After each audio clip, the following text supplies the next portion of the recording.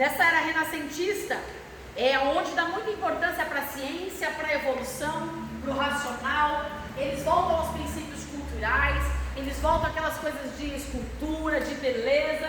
É onde o antropocentrismo, vocês sabem o que é antropocentrismo?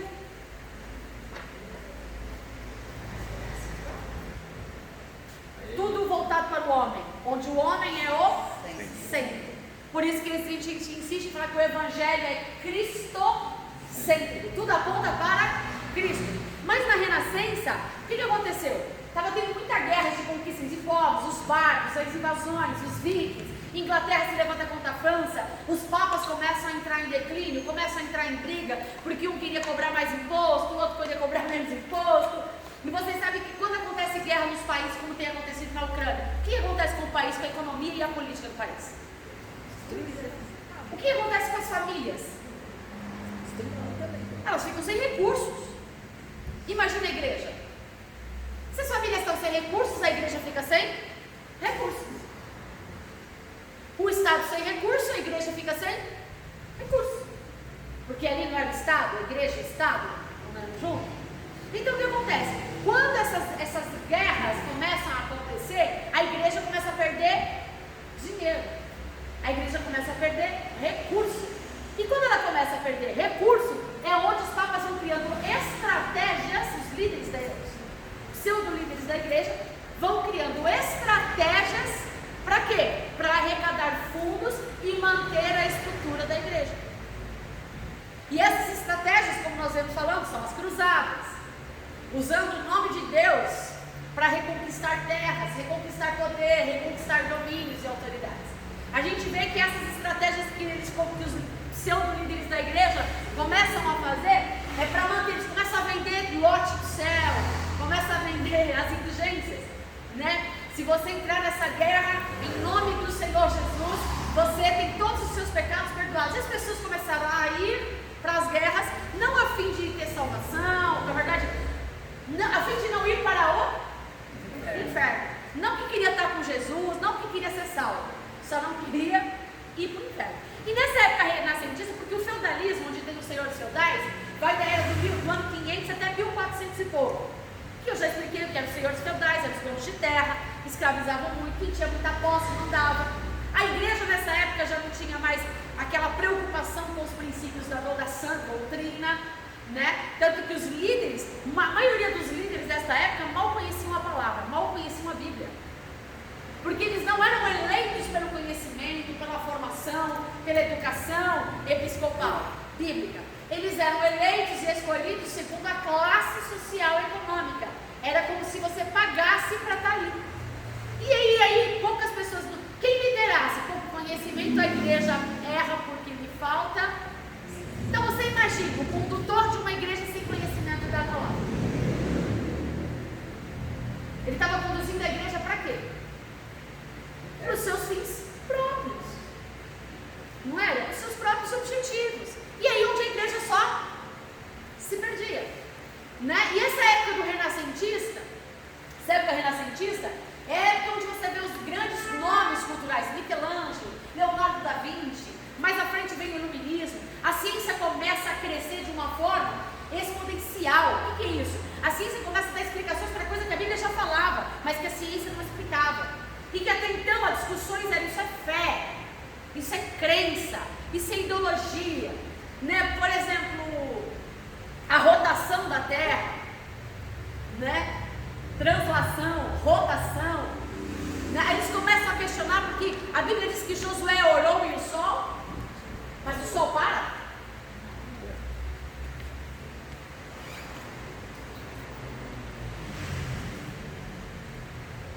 Sabe o que Deus fez parar? A Terra. A Terra gira em torno do sol, não é o sol. Deus fez parar a Terra, porque é a Terra que gira, no sentido de rotação e translação, em torno do Sol. E não o contrário. Então o que acontece? Quando Josué orou, como é que a gente vai explicar que o Sol para? E aí a ciência começa a evoluir, e a ciência começa a explicar.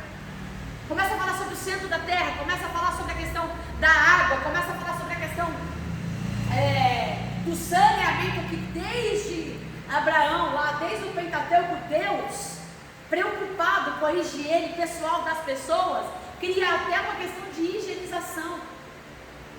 Quando a gente estudar o Pentateuco, a gente vai ver como Deus é extraordinário. Deus se preocupava com o parapeito das casas. Ele fala, quando você for construir uma casa, você tem que cuidar e colocar um parapeito. E ele explica por quê.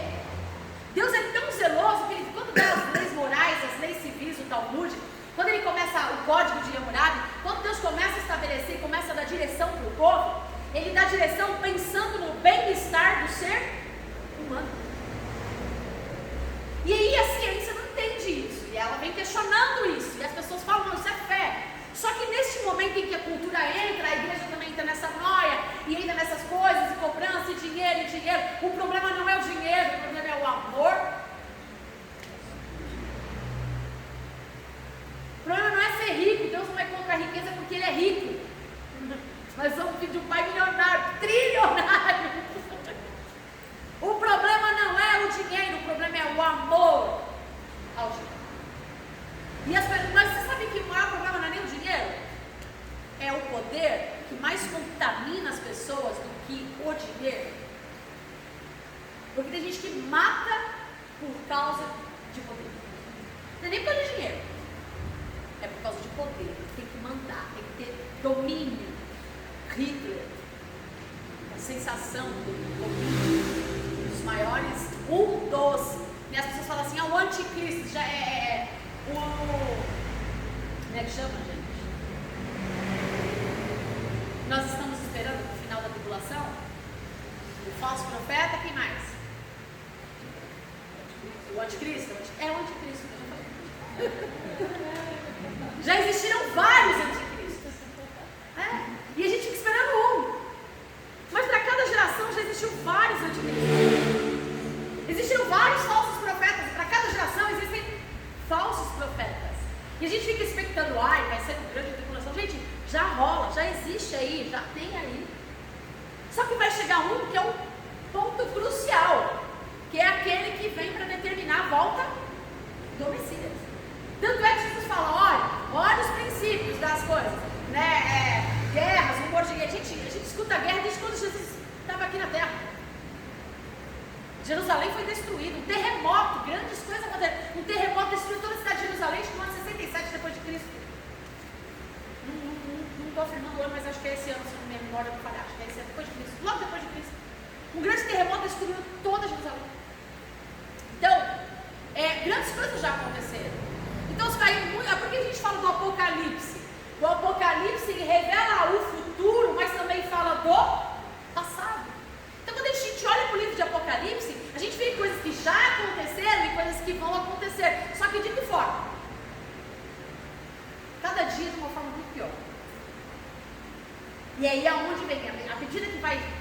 Quantos anos Deus esperou para destruir a terra lá na época de Noé? Quantos anos? Mais do que isso, né? Porque ele constrói, ele prega, Deus chama, Deus orienta. Depois Deus bota todo mundo lá dentro e... Mas quanto tempo você acha que Deus já vem se revoltando com o povo? No tempo em que ele decide construir a arca? Muito mais. Durante quanto tempo Deus ficou em silêncio? Entre o Velho e o Novo Testamento? Aproximadamente 430 anos. 430 anos. Entre 400 a 430 anos. Deus ficou em silêncio. O povo estava muito agradando o coração de Deus ali. Aí Deus fala, não vamos resolver a parada, vamos mandar Jesus, porque chegou a hora. Por quê? Porque chegou num ponto que não adianta mais. Se eu não mandar o Messias, se Jesus não for, não tem mais salvação para esse povo. E aí falou, vamos resolver essa parada aí. Ed, aí a gente começa a ver essas coisas. E nesse ano de 500, 600, começa o renascentismo, começa muita cultura, começa muita coisa, os papas começam a se degladiar, mas glória a Deus, Deus sempre levanta alguém, um pequeno povo, um pequeno grupo, uma pequena pessoas para vir e eles começam a se revoltar. Por quê? Porque o povo começou a sofrer. O povo começou a passar fome, o povo começou a passar necessidade, a igreja já não conseguia mais assistir, o governo já não estava dando mais segurança. Então o que acontece? O povo, quando eles estavam se sentindo confortável, o povo estava tudo ok. Quando o povo não começa a ficar se sentindo confortável, o povo começa a rebelar. E não era por causa dos princípios bíblicos, mas era pelas coisas que lhe faltavam. E à medida que as coisas faltavam, eles começavam a falar, mas peraí, naquela época, não. Aí eles começam a lembrar das coisas que Deus faz. Lá no deserto, lá no Egito, Deus abriu o Jordão, Deus abriu o mar da Galileia, o mar vermelho, né? Deus fez isso, Deus mandou o maná do céu, Deus fez. E eles começam a se lembrar, e eles começam a questionar, porque todo bom judeu conhece a Torá. Se tem uma coisa que o judeu conhece muito melhor que nós todos, só não ganha do diabo, é a lei, a palavra, a Bíblia. Não novo, mas velho. E o velho é a sombra do novo. Quando eu falo que o Velho Testamento é a sombra do novo, eu estou querendo dizer o seguinte, que o velho já é a base de sustentação para que o novo venha. Tanto que você não consegue entender o novo sem conhecer o velho. E você jamais vai conseguir interpretar o velho sem conhecer o novo. Porque ele é a sombra. A sombra é o quê? É o reflexo de alguma coisa, não é? Então o Velho Testamento, ele só é o reflexo do novo. Quer ver? Quando Abraão vai lá oferecer o seu filho Isaac, o que é aquilo? Reflexo de quem? Fez o reflexo do novo. Né? Eu estava até ouvindo, que até vou passar para o pessoal que pediu aí, sobre o novo curso sobre louvor e adoração, e ele falou exatamente isso, que Isaac ali, ele representava o povo judeu, porque em momento algum, se você olhar no Velho Testamento, e é verdade, Isaac ele não saiu da região estabelecida como centralidade de Israel, ele não foi para outras cidades, não foi para o Egito, por exemplo, como Abraão, que se perdeu, e depois ele, né, fez um monte de coisa, e voltou. Ele ficou ali. Então, o que a explicação teológica estava dizendo para essa sombra? Essa sombra estava representando a libertação do povo de Israel. Mas aí, essa sombra, esse reflexo de Israel, vem para Israel. Mas aí, quando Jesus vem, ele vem para quebrar esse paradigma. E aí, ele agora não vem só para o povo que ele escolheu, mas ele vem para toda a humanidade. Por isso que ele fala que é uma sombra, é um reflexo. Apóstolo Paulo diz assim, hoje nós vemos como espelho. O que o espelho é? É um reflexo. Então hoje tudo que nós temos de dimensão diante de Deus é só um reflexo. É só uma sombra. Mas nós o veremos face a face, como Ele é. Percebe? Então tudo que você espera a respeito de Deus hoje é só uma sombra. Você acha que Deus é maravilhoso? Não acha? Isso é só uma sombra do que Ele realmente é. Você acha que Deus é extraordinário? Não acha? Eu tenho certeza. Então só é uma expressão de linguagem. Isso é só uma sombra do que Ele realmente é. Porque a nossa mente não consegue entender quem Ele é de fato. Então se a gente começa a olhar para Deus como Ele é, a nossa mente se desconfigura totalmente. Porque a gente não consegue. Porque a gente só limita as ações de Deus a coisas e a circunstâncias humanas. Mas quando Deus nos chama, Ele está falando, peraí. Não, as coisas deste mundo são temporais. O que eu tenho para te dizer é eu falar de coisas eternas. Vai além do seu tempo. Então nessa época, essas bastantes discussões, o povo se rebela. Porque o povo estava passando por necessidade. E nessa de se rebelar, o povo começa a contestar o governo. O povo começa a contestar a igreja. A igreja não satisfeita, a igreja se levanta contra esse povo. Começa a excomungar. O povo começa a falar, não, você não entende o que é fé, você não entende o que é evangelho, você está fora. Aquela coisa de estar debaixo do meu teto, segue as minhas regras, e as não está afim, cai fora. É mais ou menos isso, tá? De uma forma clara. Mas aí, levantam-se grandes homens. E você vai encontrar na apostila, na página 19,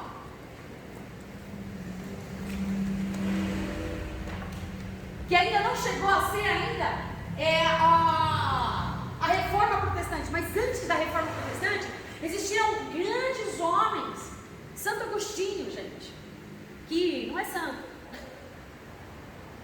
mas que a Igreja Católica chama de Santo Agostinho. Por quê? Porque a igreja começou a se perder de uma tal maneira, e isso não foi da noite para o dia, ela foi se perdendo ao longo dos anos, que eles começaram a falar assim: não, nós somos de Pedro. Aí o outro falava: não, nós somos de Paulo. Aí outra igreja falava assim: não, nós somos de Tiago. E cada um começou a escolher um apóstolo para ser o seu pai da igreja. Aí começou a surgir Santo Agostinho, aí começou a surgir São Pedro, Santo Expedito, Deus das causas impossíveis, né? Eu não sou católica, mas a gente entende um pouquinho.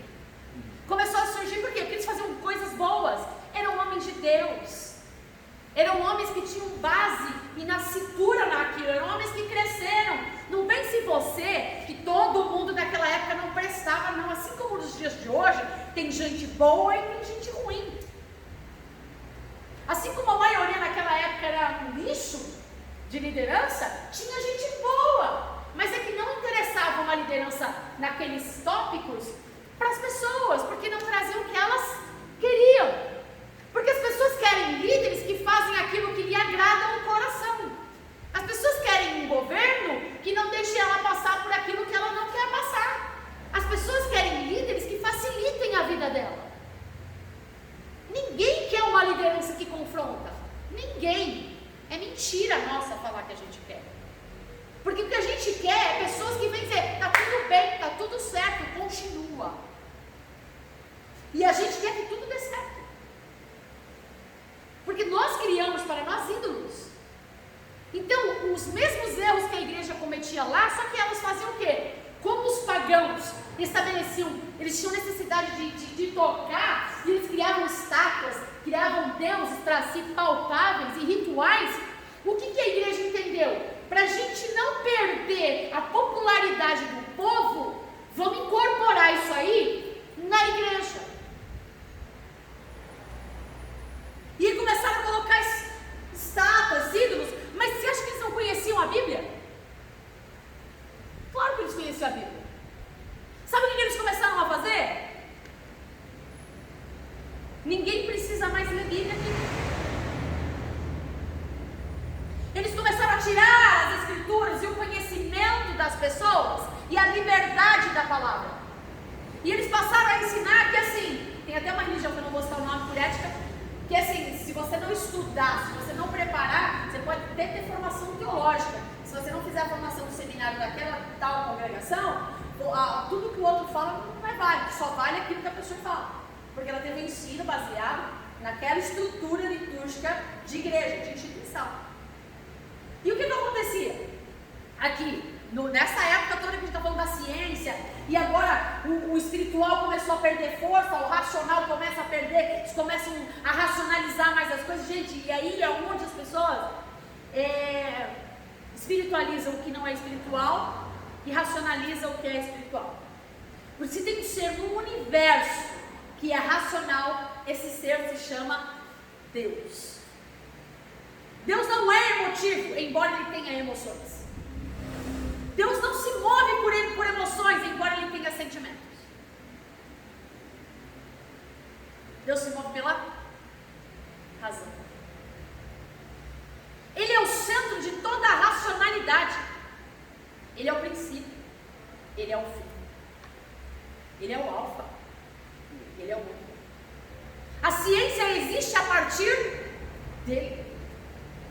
Tudo foi ele que criou. Gente, quem é que criou as estações do mundo? E a ciência veio estabelecer que precisa do outono, que precisa do verão. E eles vão explicar, né, o que Deus criou. Precisa do verão, precisa da chuva, precisa da primavera. Mas quem é que criou tudo isso que a ciência hoje explica? Deus é o ser mais racional que existe. Ele pensou em tudo antes. Então, quando a gente olha para isso, esses homens começaram a se levantar nessa divisão de povo, E eles começam a falar, eles tiram o conhecimento da palavra do povo. E eles começam as litúrgicas de que somente aquele que era o emissário tem o poder da palavra para transmitir a mensagem de Deus. Alguém aqui já foi católico? Apostólico romano? Não, eu estou falando porque nós também nós vemos dessa linha, mas católico, apostólico romano. Como que é a litúrgica da Igreja Católica, Apostólica Romana? Você recebe um livrinho, eu sei que eu já frequentei. Você recebe um livrinho da litúrgica do dia, não é isso? Aí você vai lá, você canta 1 ou 2 louvores. Eu ia, gente, não porque eu era católica, porque eu fui contratada pela Igreja Católica para dar aula de música para os missionários deles lá. Eles não chamam de missionários, chamam de ministros. Né? Então eu ia, até para ensinar eu precisava conhecer a litúrgica e eu fiz o esquema, né? Aquela época era ousada, eu fiz o esquema, eu vou na tua igreja de manhã, mas tu vai na minha noite. E funcionou! Deu muito certo, graças a Deus. Eu tinha Kombi para ir para a igreja, tirar uma bênção. E o louvor da igreja protestante estava de 10-0 na igreja católica, né? Porque a igreja católica é assim, ó. Aí você dava uma melhoradinha, né? Porque você dava um upgrade, mas não podia muito, porque não tinha ainda, não estava liberada a bateria, era só violão, não é? Estou falando da minha época que eu frequentei. Frequentei não, porque eu ia a trabalho, a serviço evangelístico e profissional. Aí o que acontece? As pessoas chegam numa igreja protestante, uau! Aí se apaixonam. Não é nem por Deus, nem pela palavra, é pelo louvor. A gente já vai chegar lá. Outro erro que nós cometemos. E o que acontece? E aí essa litúrgica já vem dessa época, do renascentismo. E aí ele ministra uma palavra de ordem, uma palavra bíblica, mas é baseado na interpretação de quem? Ele não dá a Bíblia, leia aí. Tinha a Bíblia, assim, tinha uma Bíblia nas nossas Com os apóstolos, né? Mais recente, né? nós tínhamos, mas ninguém lia a Bíblia. Não, mas isso está falando agora, estou falando daquela época. Naquela época, Foi retirada as Bíblias. pouco conhecimento que tinha as pessoas, eles falaram, não vai ter, só os bispos da igreja que poderiam ter a Bíblia e passar o conhecimento. E aí eles faziam a missa em latim. E a missa em latim. Justamente para que somente o clérigo, o povo, pudesse ter entendimento. E a tradução era somente o que lhe convinha. Percebe? Da onde vem? Até hoje tem missas em latim. A teoria da evolução veio daí também? Dessa época? Também. Na hora do renascentismo. Foi E na- o iluminismo, ele vem Na hora e que enfatiza. a ciência começou a crescer, foi onde colocaram Começa em tudo, dúvida né? a criação. Mas hoje a ciência não nega a existência de Deus. Ao contrário, ela explica. Porque o Big Bang nada mais é do que uma explosão. Se você olhar para a Bíblia, o que a Mas Bíblia naquela aconteceu época com deve ter dado uma confundida boa na cabeça do Deu. Ixi, aí é tudo ciência. Aí começa a ser o girino, homo sapiens. Não, outro a evolução do macaco. Aí vem tudo essa...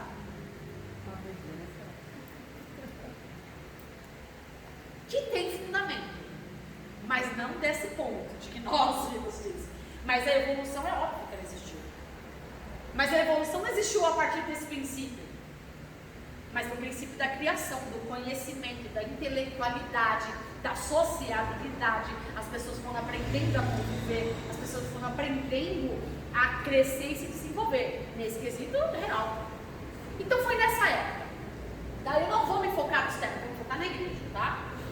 Né? Não vou me focar no que aconteceu no mundo, porque muitas guerras, muitas coisas, muita briga, muita morte, muita coisa, e usavam o nome de Deus para seus próprios interesses. Mas aí dentro daí começa o povo a se revoltar. Então o governo já não estava feliz, o povo não estava feliz com o governo, o povo já não estava feliz com a igreja. E aí vem algumas pessoas que começam a pré-reforma. O que é isso? Eles começam a preparar o caminho daqueles que viriam reformar. São pessoas de muita influência, mas eram pessoas de influência no seu habitat.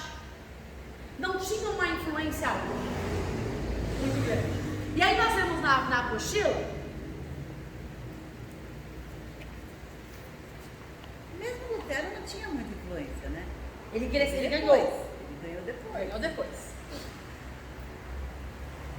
Os valdenses, no ano de 1170, você pode perceber que durante 500 anos, eu comecei, isso aí é uma coisa, eu estava estudando isso, eu falei, gente, a tolerância de Deus, acho que fica nessa média de 400, 500 anos, isso é coisa minha, viu, gente? Não é contexto histórico, é minha avaliação pessoal. Pensa, o povo lá escravo no Egito. Pensa, o povo, o período interbíblico. Aí eu começo a pensar, acho que Deus está com um negocinho com esse negócio de 400. Acho que a tolerância de Cristo, de Deus está nessa média aí. Né? Não, gente, não é ciência não, isso é só dedução. Porque olha, depois do 500 começa a palhaçada, vem o ano de 1100. Movimentos executados pela igreja oficial, monges, acadêmicos e pessoas no geral se levantaram em nome de quê? Do Evangelho. Então não é possível, a gente tem que ter acesso à Bíblia, a gente tem acesso ao conhecimento. As pessoas que tinham começado a falar, não é isso que nós aprendemos, não é isso que foi ensinado pelos pais da igreja e pelos pais apostólicos. E aí eles começam a questionar. E aí, nessa coisa de questionar, a igreja oficial estava com o ok, isso aí vocês já sabem. Começou a existir vários pequenos movimentos, mas esses pequenos movimentos não conseguiu ter total influência. Diante de tanta... A igreja estava muito fraca, a igreja se enfraqueceu demais. E aí o que começa? 1170 vem os valdenses. Isso é importante. Ele era um comerciante na França que distribuiu todo o seu dinheiro entre os pobres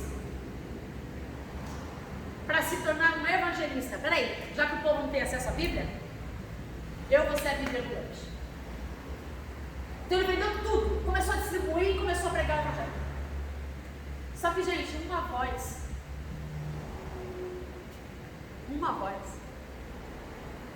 para o mundo. O fogo, ele começa a pegar aqui, mas ele tem que ter mais gravetos, ele tem que ter mais coisas que incendeiam o próximo.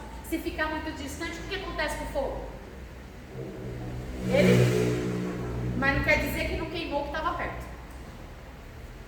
Percebe? E aí, ele começa a combater os ensinos papal, combater os ensinos da Inquisição, da indulgência, do purgatório, da idolatria e dos pseudo-santos, e ele começa a pregar o evangelho da verdade. E aí ele começa a ser perseguido. Toda vez que você for pregar a palavra da verdade, prepare-se para ser perseguido. Não tem como. E aí o que ele faz? Ele pega pequenos manuscritos da palavra, da escritura que tinha sido retida e começa a dizer, sabe panfleto? Começa a distribuir. Igual a pastora Sandra faz quando ela pega a cartinha para escrever para o povo aqui. E ela pega e ela vai distribuindo. A gente consegue alcançar muito, pastor? A gente só consegue alcançar aqui. Só que isso foi suficiente para começar a lançar a chama em outros, a preparar o caminho. Deus não mandou João Batista para preparar o caminho do Messias? Deus preparou grandes homens da palavra de Deus para preparar o caminho para o dia da reforma. E aí vem o Francisco de Assis, que eu até citei ele, né? Ele foi um dos homens que, por ter esse pouco contato que ele teve com os valdenses, ele foi inspirado. E olha que legal, ele era analfabeto, gente, quase não sabia nada das escrituras, mas ele foi influenciado pelos... E aí ele dizia assim, eu acho muito legal isso, eu achei muito legal quando eu estava lendo o livro de Flávio José, e ele disse assim, todos só conheciam o catolicismo e nenhum deles estava livre dessa influência. E aí um homem do seu tempo disse, você quer perder a fé? Vá ao Papa em Roma. Você quer recuperar a fé? Olha como a idolatria do homem começa. Vá a Francisco de Assis. Isso era o que se dizia na Você quer perder a fé? Vai para o Papa. Você quer recuperar a fé? Procure Francisco de Assis. E assim começa a idolatria aos homens, que não é muito distante do que a gente vive hoje não. E aí ele foi um grande exemplo de fé.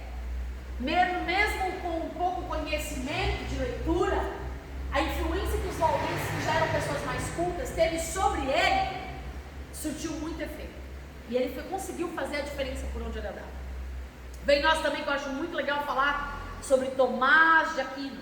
Tomás de Aquino é uma das bases da nossa teologia. É um dos mestres, é um dos caras mais top de conhecimento da litúrgica bíblica. E ele vem, e ele se destaca pela dialética. Por quê? Porque agora ele começa a escrever de uma forma que as pessoas passam a entender. Fala, não, isso aqui não é só para papa, isso aqui não é só para monarquia, isso aqui não é só para os senhores feudais, isso aqui não é só para gente que tem dinheiro, isso aqui não é só para gente que acha que pode comprar, não, isso aqui é para todo mundo. Então o que ele faz? Ele começa a pegar os escritos da Bíblia, ele começa a criar um sistema, que na teologia a gente chama de teologia sistemática. O que é uma teologia sistemática? É um programa de estudo da palavra. Então ele cria uma maneira para que toda e qualquer pessoa pudesse ter acesso ao conhecimento da palavra. E é ele que surge com isso. Não, todo mundo tem que ter acesso, todo mundo tem que conhecer. E aí começa a se levantar. Um outro também muito legal, que é o John Wycliffe.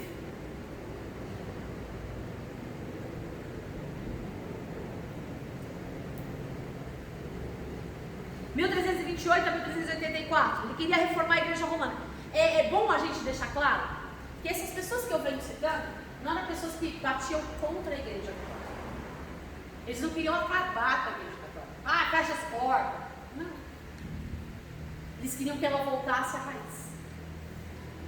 Todas as brigas, todas as revoltas do povo, dos missionários, dos clérigos, dos monges, não era para, vamos destituir o Papa, vamos botar o Papa para correr, não era nada disso. Não era um movimento de rebeldia. Era de conserto. Era uma reforma. Falei, gente, vocês estão perdendo, vocês se perderam. Vamos sentar, vamos fazer um concílio, vamos sentar todo mundo que conhece a Bíblia, e vamos conversar. A gente se perdeu. Era isso, o que eles faziam? Não, acorda, mano, acorda, vocês estão perdidos. Ninguém queria baixar as portas, destituir líder, nada disso. Queria fazer com que eles se voltassem para a verdade. Só isso. Então você pode ver que esses homens, eles não saíram da igreja católica. Eles eram da igreja católica. E fizeram grande diferença estando neste meio da igreja. Uma igreja que estava totalmente perdida. As habilidades de Wycliffe, cara, se você pegar o estudo desse homem, é muito legal. É muito legal. Eu tenho um livro que fala, um livro histórico dele, porque as bases, por exemplo, da igreja anglicana, o princípio da revolução de John Wesley, que começou lá na Inglaterra, né, os irmãos Wesley, que eram dois, né? Que começa com a questão pentecostal, que vem do Brasil e tudo mais. Tudo isso, esse movimento pentecostal, começa na Inglaterra. E o primeiro gravetinho que foi aceso foi com esse Wycliffe. É lindo a história, é linda a história. Dele e de John Hus. Wycliffe influenciou a preparação do caminho para a reforma na Inglaterra. Olha só, ele deu aos ingleses sua primeira Bíblia e criou o grupo Lollardo. O que é isso? Era um grupo que estava se preparando para o movimento evangelístico para sair das nações. Ele é que começa a ser. Aí a gente conhece John Wesley, a gente conhece João Calvino, a gente conhece Martinho Lutero, mas a gente se esquece que esses homens foram influenciados por esses pequenos desconhecidos.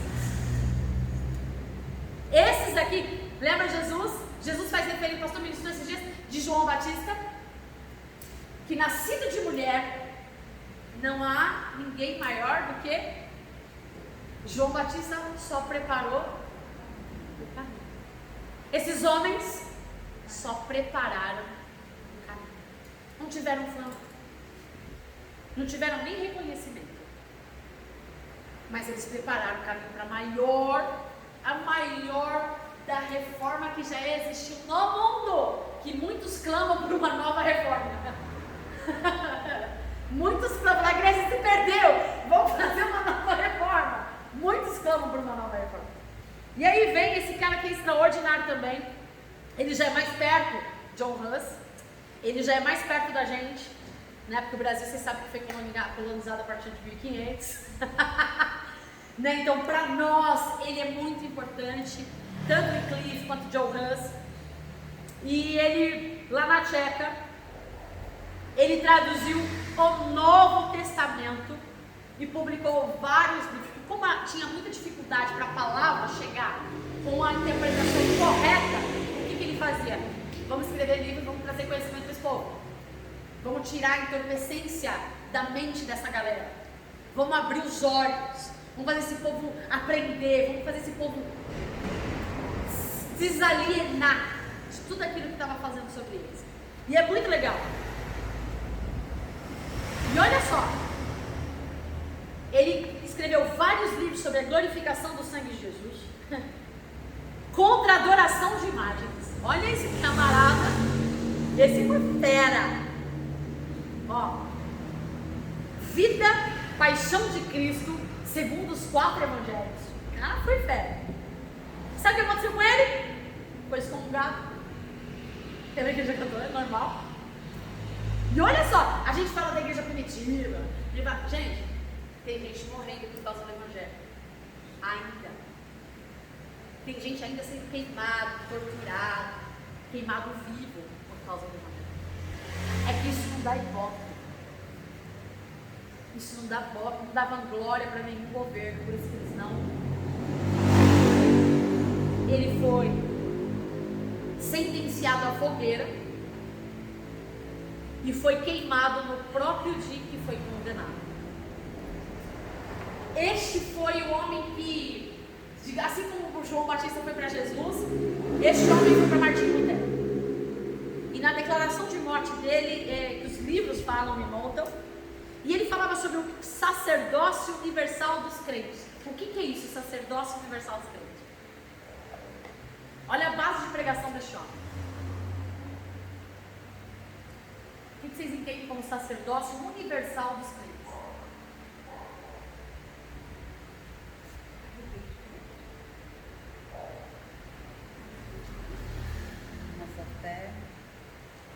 Uma só fé.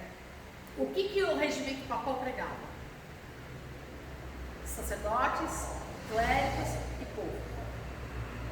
O povo precisava de um sacerdote, de um intermediário, de um clérigo para ter acesso. Que os papas eram o segundo Jesus. Os líderes da igreja eram o segundo ano, eram a quarta pessoa da Trindade. O que ele prega dentro da igreja? Ele vai lá para a menção de Pedro, o apóstolo Pedro. Vós sois sacerdócio real, nação santa, propriedade exclusiva do Senhor. Ele começa a falar: você tem acesso a Deus. O véu já se rasgou. Cristo já derramou o sangue dele, por isso que fala da paixão de Cristo. Era essa fase de pregação de John Huss. O véu se rasgou, você tem livre acesso, você não precisa de intermediário, você não precisa de santo, você não precisa de ritual, não precisa de nada disso. Você se chegar a Ele, Ele vai se chegar a vós. Engraçado que a história da igreja é tão tenebrosa que a gente até esquece que Cristo já nasceu aí. Já nasceu. Gente, né? Porque parece que é uma coisa antes de Cristo, antes da graça. Antes de Cristo as coisas acho que eram melhor. Não sei. É que naquela época não matava por qualquer coisa, né? Na lei de Talião, olho por olho, dente por dente, braço por braço, perna por perna, outras regras. Não sei. Porque a graça sempre existiu. Então eu não sei. Não sei. Eu acho que a história se repetiu só isso. Eu acho que a história se repete. Se repete. Hã? É. Olha só o que ele diz. Ele estava ali para ser queimado e ele diz o seguinte: vocês Olha só o que, olha, eu me arrepio com essas histórias. Quando eu confesso a você que eu tenho um livro dessa grossura, né? Que fala só sobre essa história dos hebreus. Não li ele inteiro ainda, mas eu vou ler. E eu choro. Quando eu começo a ver, eu vou se falar a real, eu me sinto envergonhada. Porque a gente reclama de uma dor de unha encravada. Não que não estou menosprezando a dor. Não é isso. É que o que esses homens passaram para defender a verdade, e a gente muitas vezes para não discutir com alguém, a gente omite a verdade. Só para manter a paz, só para manter o social. Como a gente negligencia a verdade. Ele diz assim, eu pus na apostila porque eu achei muito isso aqui, cara, uma das minhas pregações eu vou botar isso, com certeza, porque eu acho isso aqui extraordinário. Vocês estão queimando um ganso, porque o significado do ganso é ganso. Mas dentro de um século, olha só, o cara profetizando, encontrar-se-ão um cisne. Vocês matam um ganso, mas Deus levanta um cisne. E aí ele fala assim, e este cisne, vocês não poderão queimar. Profetizando, falando você está falando de um artigo técnico.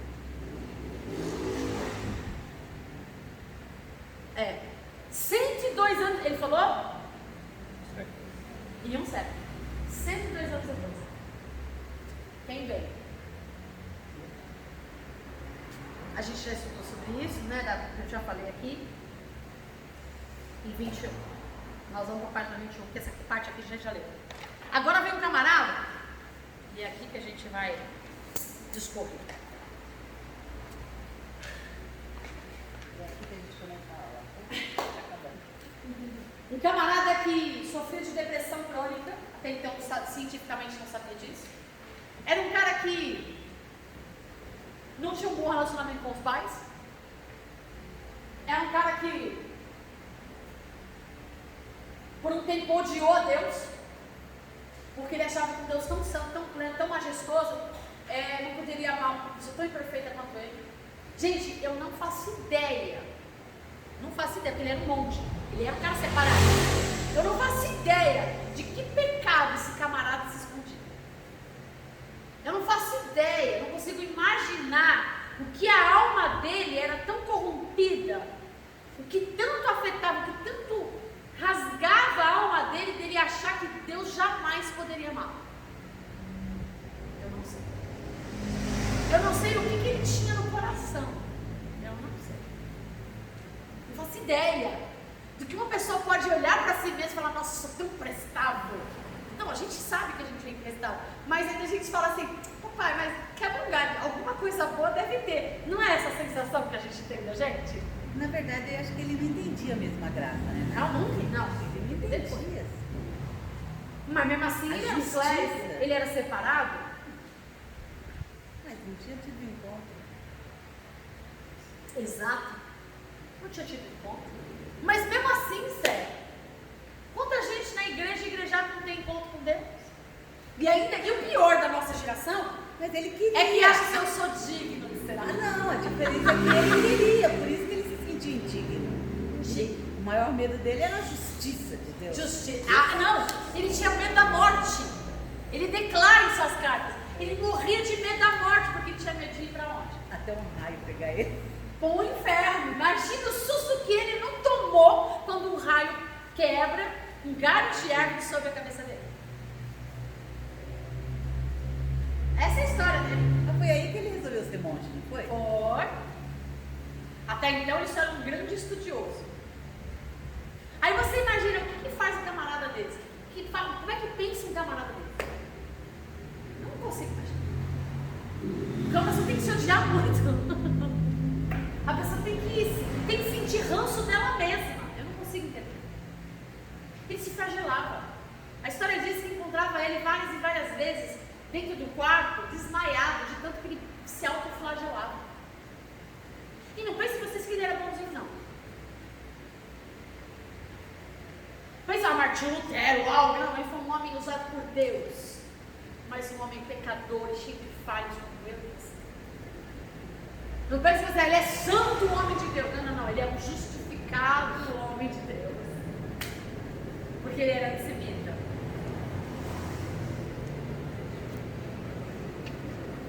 Sabe o que acontece?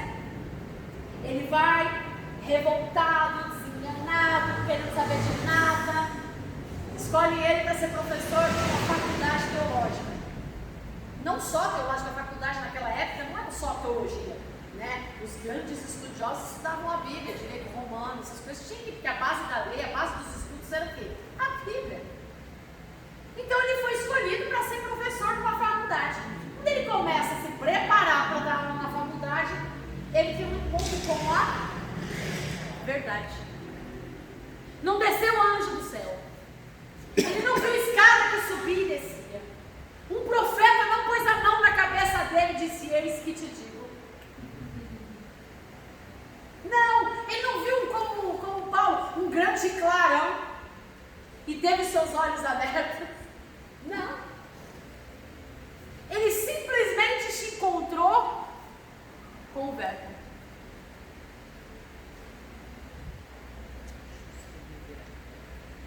Com a verdade. A verdade que liberta. Que liberta. Que no princípio era o Verbo era Deus, e o Verbo estava com Deus.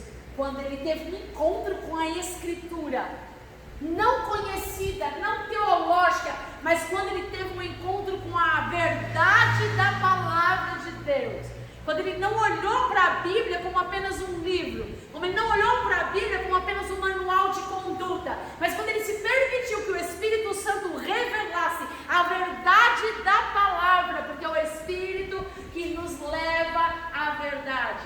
Quando ele se permitiu, ele teve um encontro com Jesus.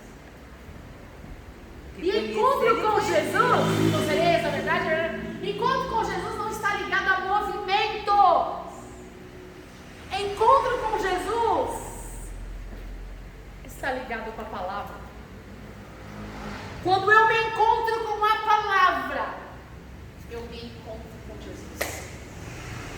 Quando eu permito que esta palavra não somente entre, mas produza fruto em mim, realmente eu me encontro. E aí vocês pensam assim: o que Martinho Lutero fez? Fez uma grande revolução, vai bater de frente com o Papa, vai bater de frente... Não. A história naquela época, todas as teses do que quem fez faculdade sabe que tem que fazer TCC, não é? Término de conclusão de curso, ou monografia, no meu caso era monografia, ou uma monografia. Você tem que defender uma tese. Você tem que chegar lá hoje, como é que você vai fazer defender uma tese? Quando eu fiz mestrado, tinha 5 pastores teológicos na minha frente, e eu fui defender sobre fé racional. E eu tive que falar e fui fazendo perguntas bíblicas e teológicas a respeito do quê? Da fé. Qual é a base bíblica que eu defendo a fé racional? Entende? Não importa o que eu penso, não importa o que eu acho, o que importa? O que a Bíblia diz. Não importa o que eu sinto, como eu me sinto. Eu viajei, voei, senti no meu coração. A Bíblia não tem a ver com sentimento, a Bíblia tem a ver com convicção, com verdade. E aí, naquela época, o que era costume? As pessoas, quando elas faziam, elas tinham por hábito pegar teses e pontos de estudo. Por exemplo, vou discutir a respeito de bioquímica. O que a camarada fazia? Ele escrevia um texto, pegava e colocava lá no mural, para que todas as pessoas tivessem acesso ao estudo do camarada. Fez. Então Martinho Lutero não quis bater de frente com ninguém a princípio. O que ele fez? O que todo mundo fazia. Eu quero que eles leiam o meu estudo. Eu quero que eles reflitam a respeito do que eu estou falando. Eu quero que eles mudem. Eu quero que eles se convertam. Eu quero que eles parem para pensar naquilo que eu estou falando. E sintam o que eu estou sentindo. Vivam o que eu estou vivendo. E aí o que ele faz? Ele vai lá e escreve as 95 teses. E publica. Aí tem gente que fala, uau, rebelou, revoltou. Não. A princípio começou, ele foi simplesmente um acadêmico que pegou as 95 teses e colocou na porta. Só que aí passa quem? Os clérigos, os papas, os líderes da igreja. E olha para aquilo e fala o que é aquilo? Heresia, rebeldia. Vamos acabar com esse Martinho Lutero. E aí chama o Martinho Lutero, mas o Martinho Lutero é o negócio seguinte, ou você revoga tudo que você escreveu lá, você presta, como é que chama? Faz uma retratação pública. Você não fez um estudo? Você vai retratar o estudo que você fez. Você vai refutar tudo que você escreveu. Ah, eu me equivoquei, não era bem isso que eu quis dizer. Ah, não era bem assim. Beleza? E tá tudo certo. E aí o bicho medroso, o bichinho sem vergonha, encontra força não sei da onde e fala, eu não encontrei, eu fui encontrado. Eu não achei, eu fui achado. E aí ele começa a falar assim, peraí, eu não sou santo, mas agora eu entendo a graça, porque eu sei que eu sou justificado. Mas eu não sou justificado pela imposição, pelo que eu pago, pela indulgência, pelo que eu sirvo, pela minha oferta. Não! Porque a obra não salva, mas eu fui alcançado, o amor dele me alcançou pela graça, e pela graça eu sou salvo. E aí o negócio muda, porque agora o bicho ganha força. Agora muda. Porque a hora que ele começa, não é isso que diz a Bíblia. O que diz a Bíblia? Vocês sabem quais são as 5 solas da Reforma Protestante? Assim do quê? 5 solas, bases, princípios, incontestáveis, irrefutáveis. Fé, graça. Tem aí na apostila, só não sei onde está. Mas não é essa. É, Nossa fé. eu quero achar ela. Se não, pega no Google que é mais fácil. 5 solas da Reforma Protestante. Está na apostila, mas eu não sei aonde, gente. É legal, né? Eu montei a apostila, mas você sabe que eu não sei muito da apostila não, né? A apostila é só base. Deixa eu ver se está aqui na... É só procurar no Google, galera. Google. Mas é que eu quero ler. Sola grata, sola filha, sola Cristo, sola escritura. Uma só glória, não é isso? Achei. 5 solas. Somente a fé. Somente... Ah, não, é meu estudo. Na apostila está aí. Não. Somente a fé. Somente a graça. Somente Cristo. Somente a Deus a glória. E somente as Escrituras. Ah, voltou para a página 4? 5? Beleza. Bom, né? Deve estar em 2 páginas. Deve estar em 2 páginas. Página Não, 25. é porque eu fiz tem uma parte que eu dei uma explicação básica aí. O que Martinho Lutero começa a falar? Gente, vamos voltar para os princípios. Quais são os princípios? A fé. O justo viverá pela fé. Acabou. Eu não pago minha salvação, eu não compro minha salvação, não existe purgatório, não existe esse negócio de intermediário, só existe um caminho, Jesus, e esse caminho só é trilhado através da fé. Não estou falando que ele era perfeito, porque a gente vai ver o contexto histórico dele, também mandou matar, também apoiou a morte de muita gente, infelizmente a igreja demorou um pouquinho para se ajustar. Mas é sobre o que Martinho Lutero despertou que eu quero me pautar um pouco com vocês aqui. Lucas 22. Alguém abre para mim, por favor.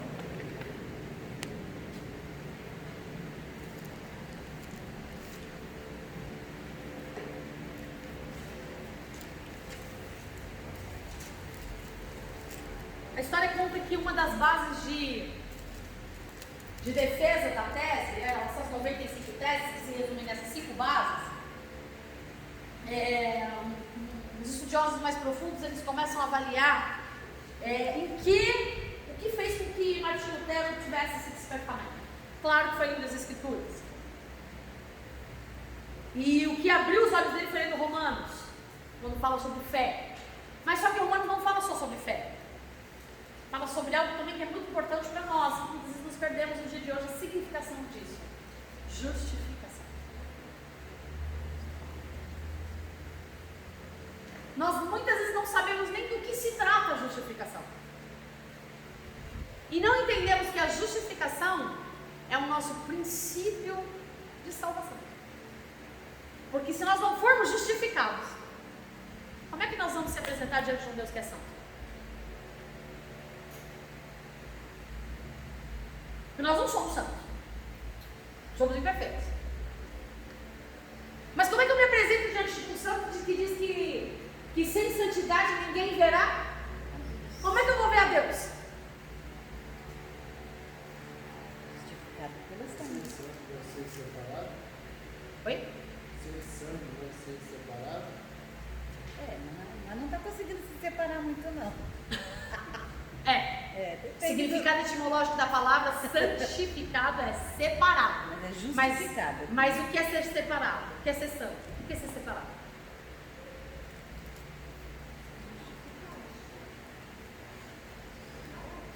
Aí que tá. Santo é uma coisa, santidade é outra. O que é santidade? Não há dolo, não há pecado, não há culpa. Isso existe em nós? Existe com a justificação. Porque pelos meus esforços, eu posso até tentar me santificar, mas Fala que eu estou ensinando errado. vai rolar não. Você vai, tudo bem, eu vou corrigir o meu exterior, mas e a sua alma? Como é que tá? Como é que você explica aquele sentimento que você não podia sentir e sentiu? Então, justificação, o que vem? Gente, justificação, e nós somos justificados, só há uma maneira de se justificar.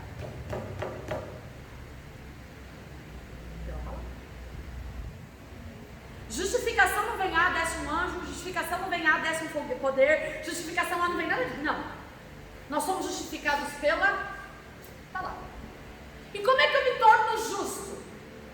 Porque a Bíblia diz que não há um justo sequer. No Velho Testamento e no Novo Testamento também há uma menção que fala que não existe justo. Ele procurou um homem na terra que fosse justo, mas não tinha. Ele fala que a sua perfeição é imperfeita. Ele fala que a sua justiça é injusta. Portanto, nós somos injustos. Mas ele nos torna. E o que é isso? O que é ser justificado? O Martinho Lutero vem começando esse desenvolvimento que a gente vem trazendo até hoje sobre justificação, que muita gente ainda não entende. Muita gente não entende que é graça, quanto mais justificação. Lucas 22, eu quero que alguém leia aí. Lucas 22 acho que é grande, mas ele fala da última ceia de Jesus com os seus discípulos. Não é isso que fala? Versículo 14, 7. Qual? Versículo 7. Lê pra gente, por favor. Finalmente chegou o dia dos pães sem fermento, o qual devia ser sacrificado o cordeiro pascual. Jesus ouviu Pedro e João dizendo: vão preparar a refeição da Páscoa. Onde queres que preparemos? Perguntou ele. Ele respondeu: ao entrar na cidade, vocês encontrarão um homem carregando um pote de água. Sigam-no até a casa que ele entrar e digam ao dono da casa. O mestre pergunta: onde é o salão de hóspedes no qual poderei comer a Páscoa com os meus discípulos? Ele lhes mostrará uma ampla sala no andar superior, toda mobiliada. Façam ali os preparativos. Eles saíram e encontraram tudo como Jesus lhes tinha dito. Então prepararam a Páscoa. Quando chegou a hora, Jesus e seus apóstolos reclinaram-se à mesa. E eles disseram: desejei ansiosamente comer esta Páscoa com vocês antes de... Para um pouquinho. Olha o que Jesus diz. Eu desejei muito estar nesse momento à mesa com vocês. Continua. Olha como Jesus é extraordinário. Continua. Pois eu os lhe digo, não comerei dela novamente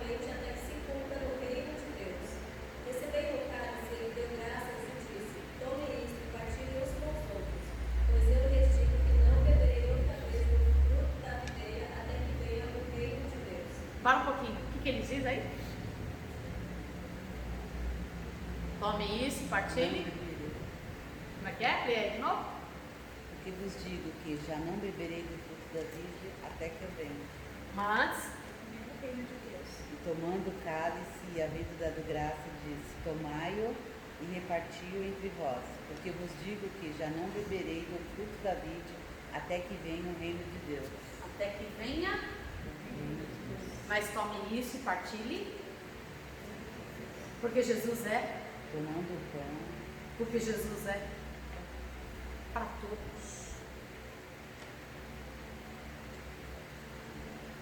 Para todos. O que é partilhar não é compartilhar. Há uma diferença entre partilha e compartilhar, sabia? Compartilhar eu tenho, é meu. É meu, mas eu compartilho com você. Partilha de bens não é meu, que é meu, não é mais. Então eu reparto, metade é meu, metade, ou seja, não é mais meu. Percebe a diferença? Eu não estou compartilhando nada, ele não mandou compartilhar nada, ele mandou partilhe. Continua. Tomando o pão, dando graças, partilhou, deu aos seus discípulos, dizendo: Isto é o meu corpo dado em favor de vocês. Façam isto em memória de mim. Da mesma forma, depois da ceia, tomou o cálice, dizendo: Este cálice é a nova aliança do meu sangue, derramado em favor de vocês. Mas eis que a mão daquele que vai me trair está com a minha sobre a mesa. O Filho do Homem vai, como foi determinado, mas ai daquele que o trair. Eles começaram a perguntar entre si qual deles iria fazer isso. Porém, eu vou narrar porque já perdemos muito tempo e eu quero que vocês pensem sobre isso para a gente partir daí. Eu tenho só 20 minutos. Gente, Jesus está sentado à mesa, os 12 discípulos estão lá. Ok, Jesus acaba de dar a maior lição do mundo. Mas ninguém está entendendo patavina de nada. E rola uma briga ali na mesa. Rola maior, DCR, fala? DR. Rola mó DR. Aí, é claro, né, que o autor não vai falar, um xingou o outro humilhou o outro falou outro. Gente, vocês imaginam esse camarada sentado junto. Entendam uma coisa. Os discípulos de Jesus não eram homens cultos.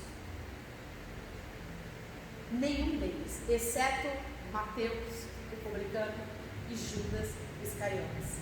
Paulo, até então, aqui, não entra. Paulo, depois, um dos homens mais cultos que já existiu. Mas todos os discípulos de Jesus não eram pessoas letradas. Eles conheciam a lei, conheciam a Torá, eles eram pessoas religiosas, mas não pessoas cultas. Consegue diferenciar as coisas? E o judeu que não prestava para o serviço burocrático, ele só tinha uma opção na vida: trabalho braçal. Nenhum deles tinha estudo, então não adianta. Pedrão ia cuidar lá das plataformas. Não ia, ele não tinha cultura para isso, não tinha preparo para isso. Trabalho de Pedro era o quê? Braçal. Mateus não, Mateus já tinha estudo. Mateus trabalhava onde? Na mesa. Din-din, imposto. Ele era um tributarista. Estou fazendo para a nossa de hoje. Quem que era Tiago? Braçal. Quem que era André? Ajudante de barco de Pedro. Auxiliar. E os camaradas não eram líder de nada. E eles começam a discutir na mesa. É tão feio a situação ali que eles começam a discutir, mas quem que vai trair Jesus? Eu estou preparado com a espada. E eu imagino Jesus falando: cara, você não está entendendo nada do que eu estou falando. Não estou falando nada disso. Não, porque olha, eu vou contigo até a morte. Não sei o que. Eu já parto com esse de Pedrão. E Pedrão era um influenciador nato. Tanto é que Deus não escolheu ninguém por acaso. Todos que eles escolheram, porque Deus projetou algo neles para um propósito. Todos eles. Ninguém foi escolhido por acaso. Todos foram escolhidos porque Deus tinha um propósito para a vida deles. Mas a gente tem que entender. Cada qual com o seu qual. E aí, aquela discussão, aquele quebra-pau, e quem vai, imagine Jesus já ali, ao ponto, gente, de chegar dois irmãos e falar, imagine, depois daquela discussão, ele chega em casa e fala, mãe, tu não tem noção, eu estou só narrando, fazendo uma novela do que a palavra diz, tá? Eu vou contar, vou fazer a novela, e vocês vão saber de que eu estou falando. E aí, dois irmãos chegam em casa, mãe, estou chateada. E a mãe, mas por quê, filho? A senhora não entende lá, Jesus falando, Jesus não reconhece, eu já falei que eu dou a vida por ele, que eu pego a espada, que eu mato, que eu morro. Mas Jesus não reconhece o meu valor. Sabe, mas eu não sei como é que eu vou fazer para Jesus me reconhecer, para Jesus olhar para mim. Aí o outro fala, não, mas eu faço mais que você. E aí a mãe fala, calma, filhinho, mamãe cuida. Que mamãe é assim, né? Mamãe leoa. Mamãe vai lá comprar tua briga. Deixa que mamãe fala com Jesus. Aí mamãe vai lá e chega para Jesus e fala assim, Jesus, tá vendo como meu filho é aplicado? Olha como meu filho é dedicado. Mata e morre pelo Senhor. Ele está onde o Senhor está, prepara o caminho, faz as coisas. E você viu o outro também? Não tanto quanto esse. Mas, gente, cara, olha para outros discípulos como ele é bom. Não tem como o Senhor fazer uma reservinha quando o Senhor estiver lá no céu. Deixa fulano à direita e ciclano à esquerda. O que é isso, gente? Que vergonha. Esses homens barbados, esses marmanjos, para a mãe ter que reivindicar a posição para Jesus é porque eles estavam reclamando. Ou não? Por que uma mãe vai lá reivindicar a posiçãozinha do filho? Porque o filhinho reclamou. Judiaira, né? Aí imagina como Jesus era sereno. Ai, se fosse eu. Vocês estão percebendo o absurdo que era esses homens que andavam com Jesus? E não estavam entendendo nada. E aí Jesus fala, vocês não estão entendendo, meu? Não tem direita, não tem esquerda, não tem acima, não tem embaixo, é partilha. É tudo igual. Cada qual com o seu qual. Pedro, você não vai me lavar? E Jesus vai lá. Ô mestre, pegue e lava os pés daqueles infelizes homens de Deus. Não, porque depois de uma pataguada dessa, pensa, gente. Vocês nunca pararam para pensar nessa pataguada? Que é vexatório? Para os homens que Deus levantou para serem os emissários da igreja. Reivindicando posição, reivindicando lugar, brigando por status. Homens que andavam com Jesus, que Jesus fala, só tem um Senhor. E não a outro. Eu não vim aqui para fazer minha vontade, eu vim aqui para fazer a vontade do Pai. E vocês estão querendo o quê? E aí fala, mulher, se tu soubesse, tem que beber o cálice em teu dedo.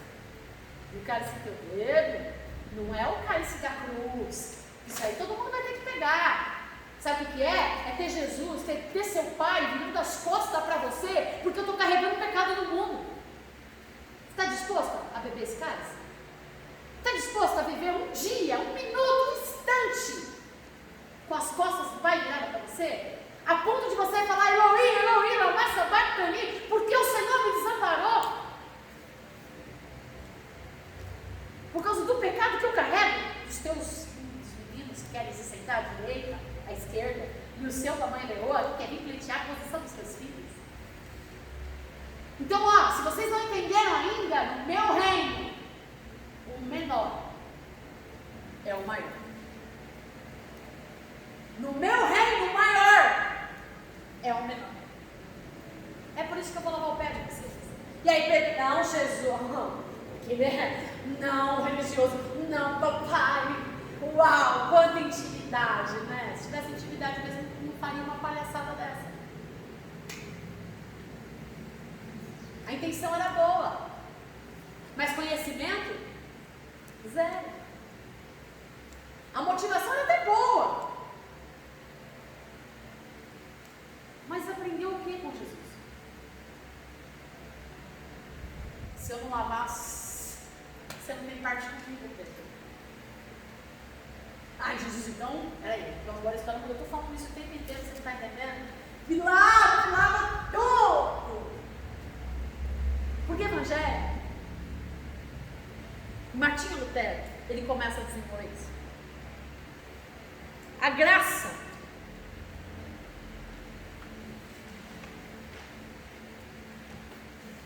se manifestou salvadora, como nós lemos em Timóteo, para educar o nosso modo de viver. O Evangelho é poder de Deus para a transformação do nosso entendimento. Legal, porque ontem o pastor ministrou aqui, ele falou, vocês acham que paralítico andar, cego ver, coisa extraordinária? Não. É extraordinário por um mundo que a gente vê. Mas Jesus está dizendo em todo momento, peraí, Evangelho não é isso. Porque Deus pode curar, Deus ele tem poder. Mas sobretudo a vontade dele é boa, perfeita e agradável para atingir o propósito que ele designou. Não o propósito que nós expectamos a respeito da vida. Ele que sabe o futuro, nós não. E aí ele vem e fala assim, não, peraí. Vocês não estão entendendo. Evangelho é transformação de mente. Martinho Lutero viveu isso. Enquanto eu conheço a Bíblia, eu dou aula na Bíblia, eu ensino a Bíblia, mas eu não fui alcançado. Mas quando eu fui alcançado, não mudei meus hábitos. Não foi o exterior que mudou, foi aqui que mudou. E quando eu mudo a minha maneira de pensar, automaticamente, quem comanda seus gestos? Quem comanda a sua fala? Deveria. Quem comanda o seu andar, o seu agir? Muitas vezes nós nos movemos pelas nossas emoções. Por quê? Porque nós deixamos que as nossas emoções comandem a nossa razão. Mas Deus não trabalha na nossa emoção. Ele trata a nossa emoção. Ele cura a nossa emoção. Ele traz o bálsamo na nossa emoção. Mas o poder do Evangelho não é mexer com a nossa emoção. O poder do Evangelho é transformar a nossa mente. E fazer eu entender qual é a minha natureza. Qual é a minha natureza? Quem eu sou? Para que eu nasci? Para que eu estou aqui? Para que Deus decidiu me fazer nascer, me fazer crescer nessa família, me fazer aprender tudo isso, ter esse tipo de conhecimento, ou ter pouco conhecimento? Por que Deus me colocou aqui? Por que Deus fez isso aqui? Qual é o plano de Deus para a minha vida? E aí a gente fica buscando nas nossas conclusões, como os discípulos ficavam buscando nas suas conclusões. Vai lá, mamãe, me defende, me protege, pleiteia por mim. E aí ele vem e fala, não, a verdade que é o verbo, ela vai te rasgar totalmente, porque ela vai tirar suas conclusões, ela vai tirar sua maneira visual, ela vai tirar sua maneira exterior de enxergar, e vai começar a fazer você voltar e a olhar para dentro, para a razão, para a raiz. Quem é a raiz? Quem é? Jesus. E aí a gente tem que começar a pensar como Jesus pensava.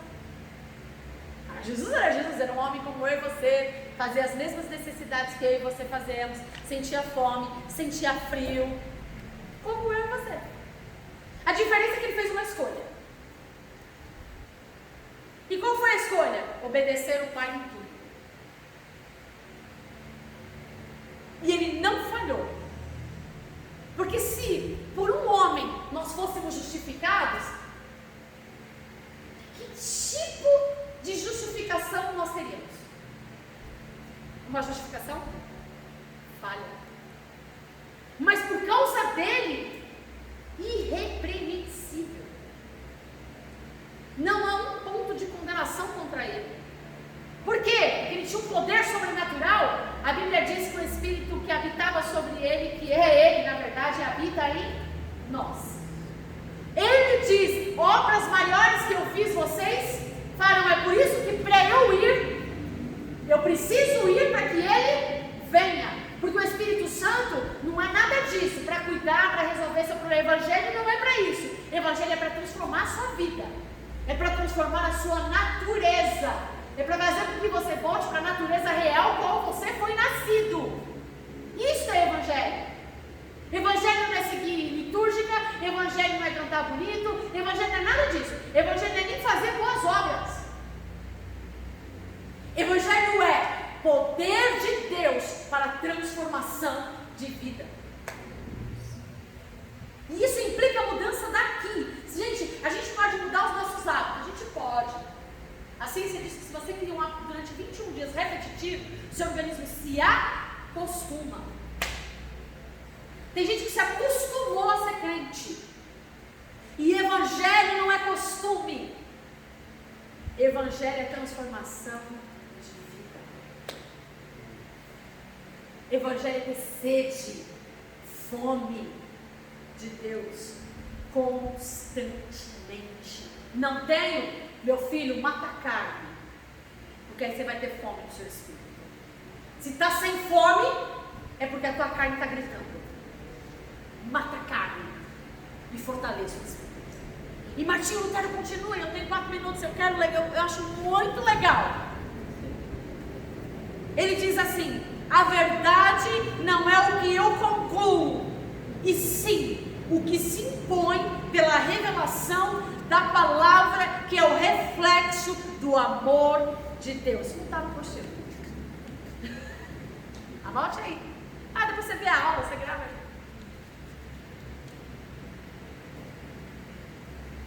O diabo, gente, ele existe. Eu já achei muito legal isso. Isso não é de Martinho Lutero, não. Isso aí já é de Spurgeon. O diabo existe, mas ele não é a maior desgraça do inferno. Você imagina um negócio desse? Olha a mente desse cara. Esse cara é extraordinário. Esse cara é extraordinário. A desgraça maior do inferno é a existência permanente sem o significado da vida. Ele diz: o diabo existe, ele não vive.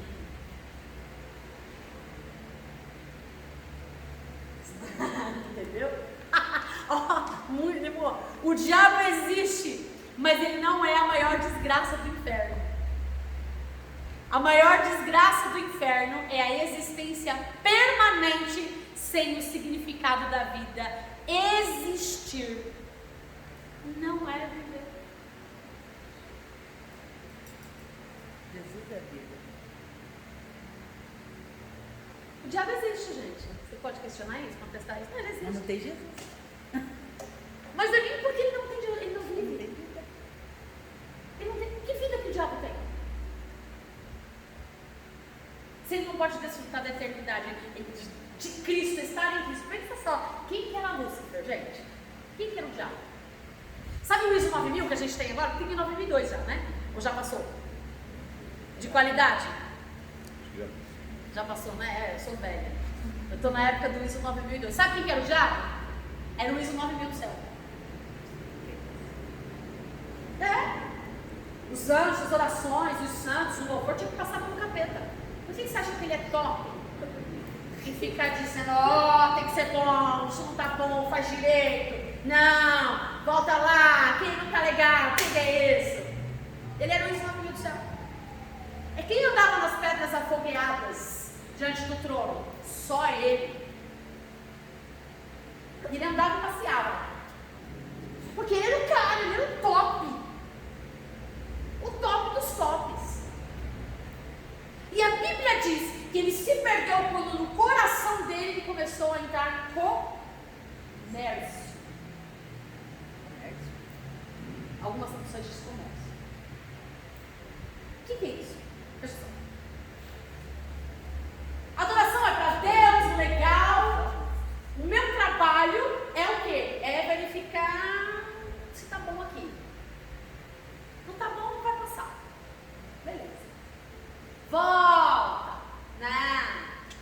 Ele passou a mudar, as coisas passaram de valor, começou a passar a ter preço. Não é dinheiro aqui, gente. Não é de dinheiro. O comercialização é negociado, tipo assim, o meu trabalho tem que valer alguma coisa. O meu trabalho tem que ser reconhecido. Então mudou para aí. Adoração não é mais porque eu amo. Adoração daquele senhorzinho lá desafinado, coitado. Aqui adora mais do que aquele mega star. Para o diabo, não serve. Porque a performance e a qualidade é mais importante do que a motivação. Subirei ao céu, mais elevado. É isso que ele diz. Leia lá, Ezequiel. Ele mudou. Peraí. O que me move? O que me move é o que eu vou ganhar com isso. O que me move? Para que eu faço isso? Discípulos, qual a posição que eu vou ter? Direita ou esquerda? Os papas? Quem é que manda mais? Eu ou você?